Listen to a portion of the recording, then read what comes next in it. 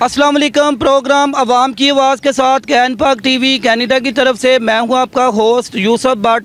नाजरीन, बिल आखिर पीटीआई के दोनों साहबजादे कासिम और सुलेमान अमेरिका पहुंच गए। अहम शख्सियात से मुलाकातें जारी हैं और पीटीआई की तरफ से तस्दीक हो चुकी है कि वो बहुत जल्द पाकिस्तान आएंगे, अपने बाप से मुलाकात करेंगे और तहरीक में शामिल होंगे।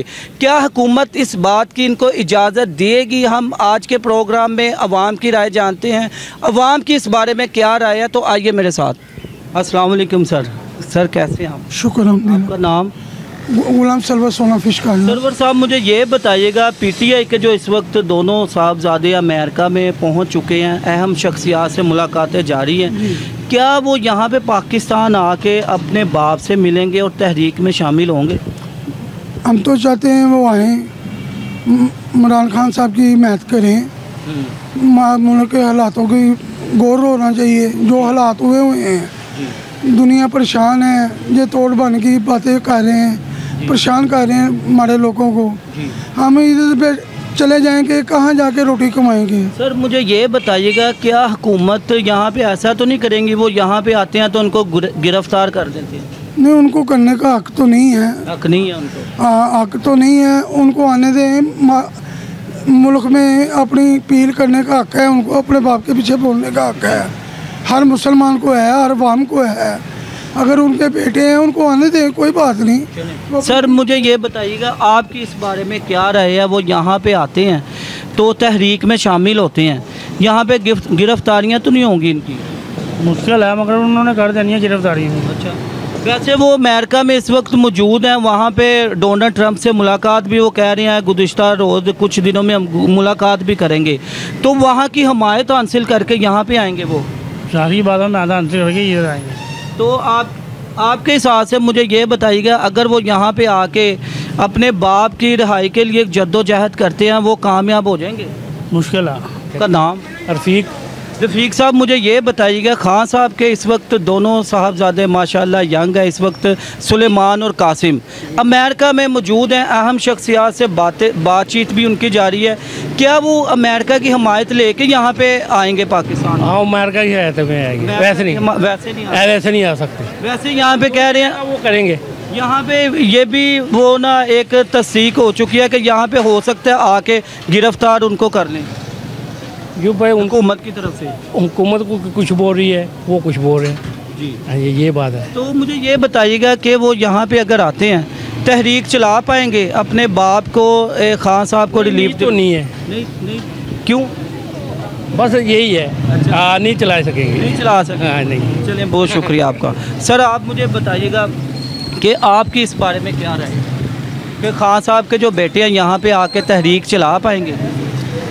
देखो जी, गल कि इन्ना अगे की कीता है, सारी उन्हां दी क़यादत जिहड़ी ओ जेलां च पा दित्ती। जेलां दे विच बिल्कुल 10-10 साल कैद भी। हाँ जी, ते उस तरह ही उन्हां नाल भी करनगे, ओही सलूक उन्हां नाल भी करनगे। होर की दसो कि ਜਦੋਂ ਇੱਕ ਟਾਈਮ ਤੇ ਜਦੋਂ ਨੂਨ ਲੀਗ ਦੀ ਪਾਰਟੀ ਖਤਰੇ 'ਚ ਹੈਗੀ ਸੀ ਤੇ ਮਰੀਮ ਨਵਾਜ਼ ਸਾਹਿਬਾ ਆਪਣੇ ਬਾਪ ਦੀ ਖਾਤਰ ਤਹਿਰੀਕ ਚਲਾਉਣ ਉੱਠੀ ਸੀ। ਉਸ ਤੋਂ ਇਲਾਵਾ ਜਦੋਂ ਪੀਪਲ ਪਾਰਟੀ ਦੀ ਇਹਨਾਂ ਹਕੂਮਤ ਹੈਗੀ ਸੀ, ਬਿਲਾਵਲ ਭੁੱਟੋ ਤਹਿਰੀਕ ਚਲਾਉਣ ਨਿਕਲਿਆ ਸੀ। ਹੁਣ ਖਾਨ ਸਾਹਿਬ ਦੇ ਬੇਟੇ ਤਹਿਰੀਕ ਚਲਾਉਣ ਨਿਕਲੇ ਤੇ ਉਹਨਾਂ ਨਾਲ ਇੰਜ ਦਾ ਸਲੂਕ ਨਹੀਂ ਕੀਤਾ ਹੈ ਜਿੰਜ ਦਾ ਇਹ ਕਰਦੇ ਨੇ। ਠੀਕ ਹੈ। उन्होंने कोई ऐसा सलूक खान साहब नहीं किया। खान साहब बेगुनाह इन्होंने अंदर? बिल्कुल बेगुनाह इन्होंने अंदर।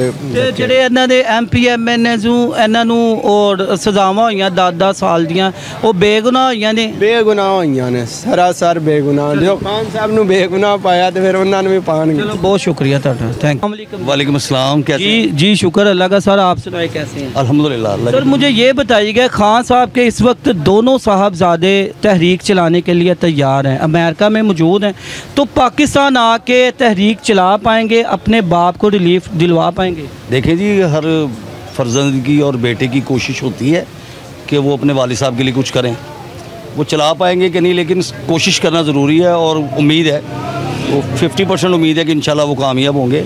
यहाँ पे बाज़ लोगों का ये भी कहना है कि यहाँ पे आते ही उनको गिरफ्तार कर लिया जाएगा। नहीं नहीं नहीं नहीं नहीं, वो जो अमेरिका बैठे हुए जब वहाँ से वो आएंगे तो पूरे कॉन्फिडेंस से आएंगे। बिल्कुल। और ऐसा कुछ नहीं होना, गिरफ्तार करेंगे तो हुकूमत के मामला ख़राब हो जाएंगे। उनको उनको करना पड़ेगा, सारा स्ट्रगल करना पड़ेगा। साहब का ये बयान है, अब सारे हमने हरबे इस्तेमाल कर लिया, ये हमारे लिए आखिरी हरब है। मेरे दोनों साहबजादे आके यहाँ पे तहरीक चलाएंगे और यहाँ के जो मेरे जो सियासी कारकुन हैं कई, वो बिल्कुल निकम्मे हो चुके हैं, वो तहरीक चलाने के काबिल नहीं है। नहीं, कुछ मुखलिस हैं चंद, जिस तरह के शाह महमूद कुरैशी साहब हैं अंदर हैं जी, और एक दो जी हैं, मुराद सईद साहब हैं और हमारी यास्मीन राशिद साहब हैं, खातून ग्रेड खातून है, उन्होंने नवाज शरीफ को 50,000 से लीड दी थी। अच्छा, ये यास्मीन राशिद साहिबा को तो 10 साल की कैद इन्होंने सुना दिया और महमूद शाह को बरी कर दिया, इसकी क्या वजह है? देखें, जो डॉक्टर यास्मीन साहिबा हैं वो प्रैक्टिकली अपने एरिया में बड़ी पॉपुलर हैं और वो इंशाल्लाह ताला अगर 10 साल का उनको कोई मामला नहीं है, जिस दिन डील हो गई वो सारे बाहर आ जाएंगे। इनको भी तो बड़ी सजाएं मिली हुई थी, लेकिन वो आ गए, चले गए। सारी बात है, अगर खान साहब बाहर आएंगे तो फिर ये कारकुनान, ये वक्त है खान साहब को बाहर आना चाहिए और मेरी रिक्वेस्ट है फ़ौज से कि नरमी वाला रवैया अख्तियार करें। खान साहब ग्रेट आदमी हैं। जी, शुक्रिया सर, थैंक यू। अस्सलाम वालेकुम जी। वालेकुम सलाम। सर कैसे हैं आप? करम है अल्लाह। मुझे ये बताइएगा कि खान साहब के दोनों साहबजादे तैयार हैं, बिल्कुल रेडी हैं तहरीक चलाने के लिए, अमेरिका में मौजूद हैं, यहाँ पे आके तहरीक चलाएंगे वो? जी जी, चला सकते हैं अगर वो चाहेंगे तो दयानतदारी से। क्योंकि जब नून लीग की जो पार्टी थी ना, उसके वो मरियम नवाज साहिबा ने अपने बाप के लिए तहरीक चलाई थी और बिलावल भुट्टो ने जरदारी के लिए।